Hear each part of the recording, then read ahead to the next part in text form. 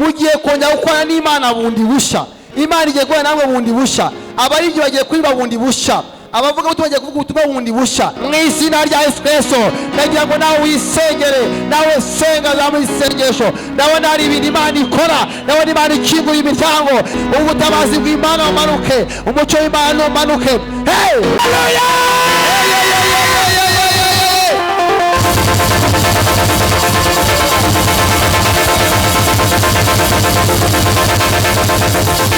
Tugiye gusenga Imana.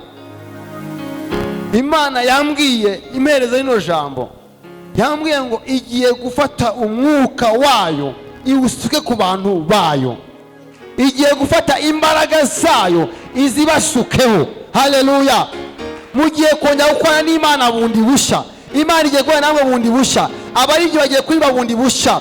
Abavuga ngo tubagiye kuvuga ubutumwa bundi bushya. Hari ibitangaza Imana igiye gukorana namwe. Imana yacu ni ishimwe. Ndumva mwabyakira mu izina rya Yesu.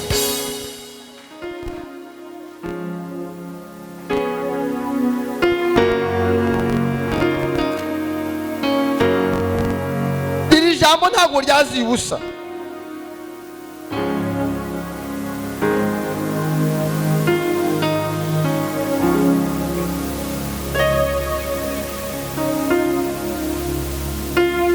Nk'uko Imana aherutse kumbwira ngo igihe kigiye kugera tugire amateleviziyo, tugire amaradiyo, tugire ibintu bidasanzwe. Ibyo bintu Imana izabikora, kandi uko izabikora ni mwebwe izajya gute izabakoresha.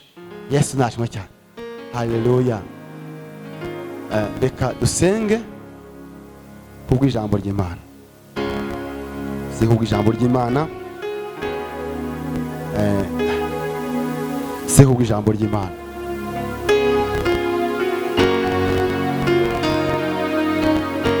Hari umuntu hano waje afite akantu mu muhogo.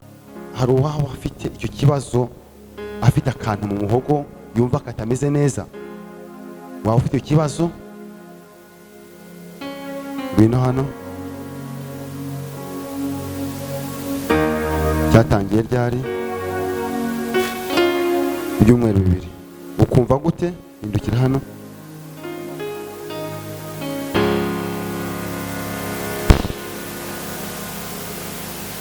Kameze nk'uko warya nk'umuceri ukumva ugusigaye maso. Yumize urakumva. Aragenda ariko kongera akagaruka. Ntabwo uzongera kukumva. Shima. Imana iragukije aho kaho ntabwo uzongera kukumva. Haleluya. Haleluya. Kandi ndi muri ubu buhanuzi, hari umubyeyi wawe ugiye gupfa. Hari ufite urwaye? Ariko mama dere kuvugana ambwira ngo ararwaye n'inzoka yambwiye. Hari umubyeyi wawe ugiye gupfa. Winginga Imana, Imana ikureho urwo rupfu. Rero usenge cyane kugira ngo Imana ikore ibitangaza bikomeye, igutabare, ikureho urupfu mu muryango wawe. Imana ihindura amateka, igufashe, ikugire neza. Imana iguhaye gushaka. Est-ce que tu prévois d'aller en Australie? Ok, en Amérique aussi. Aranateganya no kujya muri Amerika, muri Australia no muri Amerika. Nabonye Imana ikingura imiryango uri Australia. Kandi mbona Imana imuhaye iki? Umugisha. Il comprend tout. Oui, oui. Ari kubyumva. Rero nabwiye ngo uzane passport yawe tuyisengera Imana. Tu amènes ton passeport pour qu'il prie pour ça. Ok. Yayisize muri Congo ariko azayizana. Uzayizane tuyisengera Imana. Imana iguhaye visa ijya mu byo bihugu. Haleluya. Haleluya.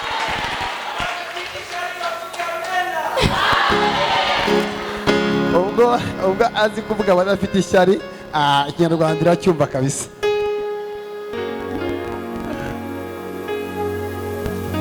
Sinzi nimba uvuka mu bana 6.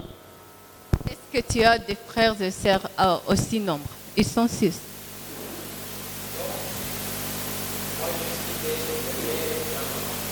Nimfura. Vous êtes combien dans votre famille?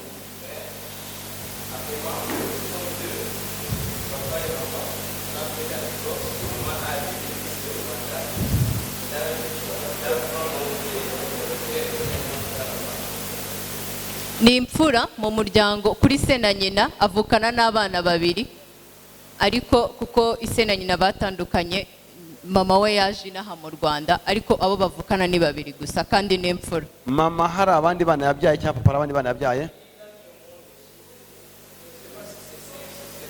Hari abandi bana yabyaye ku wundi mugabo. Yabyaye bangahe? Batanu. Ngo nka batanu.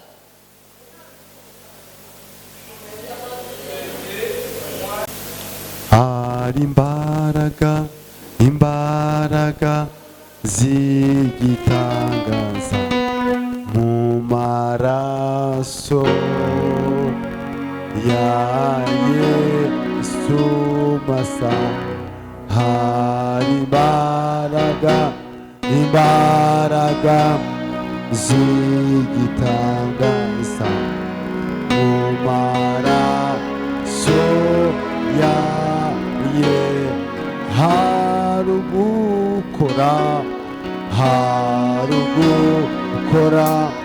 ugukora kwitangaza mu maraso ya Yesu hari imbabazi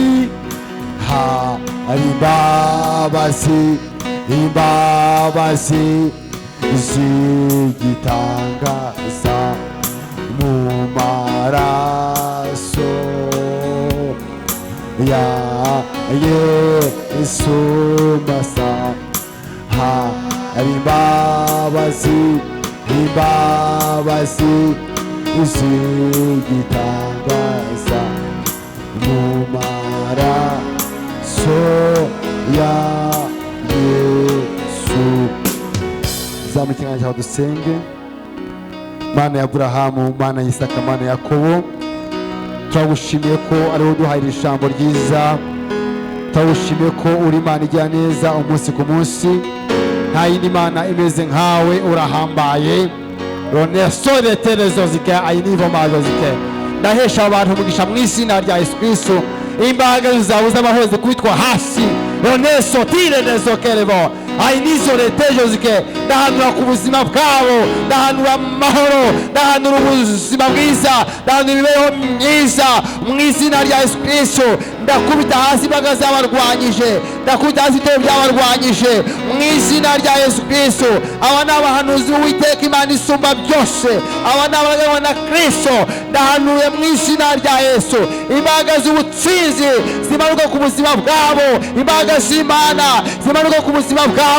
Ndirukana ibintu byose byabagendaho mu izina rya Yesu Kristo w'i Nazareti.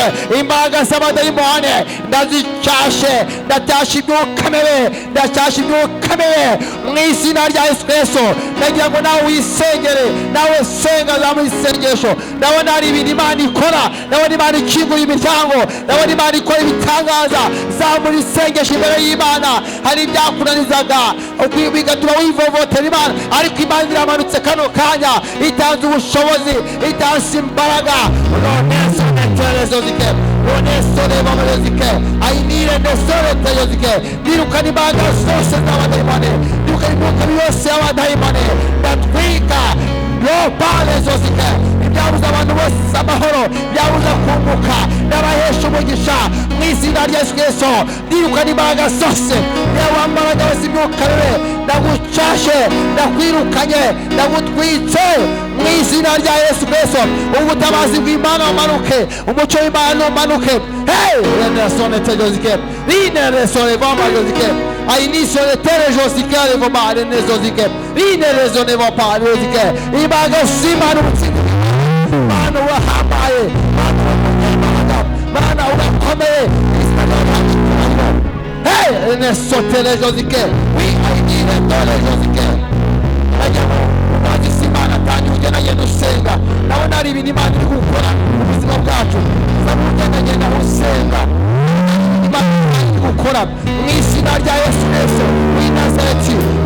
abo bantu bawe umugisha, bakinga imiryango, gira ibintu urema, gira ibintu ukora mu izina rya Yesu Kristo. Ndaburiza imbaraga zose z'abadayimoni, ndaburiza imbaraga zose z'imyuka mibi mu izina rya Yesu Kristo, zateje abantu ibibazo, zateje abantu ingorane, ndazikubita hasi mu izina rya Yesu Kristo. Telezo zikevo, telezo zikayi mamayo zike, telezo zikayi mamayo zike. Irukana urupfu mu buzima bw'abano bantu, nakora urupfu mu izina rya Yesu Kristo. Uwo twatoranye harimo agasimana, hari ubushobozi bw'Imana, Imana y'Aburahamu, bari mu buzima bushya, hari imibereho mishya mu izina rya Yesu Kristo. Irukana impanuka, irukana ibibazo. Boneso keretere mamayo zike. Inicio le telezo zikayi mama. Neso le telezo zikayi mama. Neso le telezo zikayi. Wambazo esaba zikirukanye mu izina rya Yesu Kristo. Neso telezo zikayi. Oh, Padre, so the